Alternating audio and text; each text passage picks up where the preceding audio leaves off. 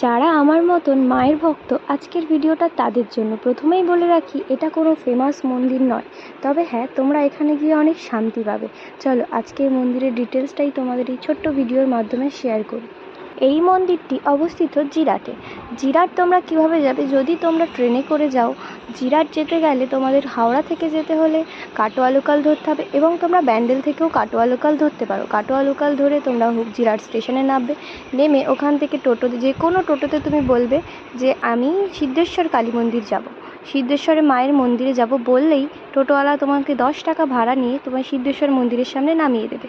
তারপরেই তোমরা খুঁজে পাবে একটা শান্তির জায়গা। এই মন্দিরে পুজো শুরু হয় বেলা 12টা থেকে, আর শনি এবং মঙ্গলবারই পুজো হয়। নিত্য পুজো হয় কি না আমি যেহেতু ওখানে থাকি না, আমি তোমাদের বলতে পারছি না। তবে তোমরা চাইলে শনি মঙ্গলবারে গিয়ে তোমরা পুজো দিয়ে আসতে পারো, অথবা পুজো না দিলেও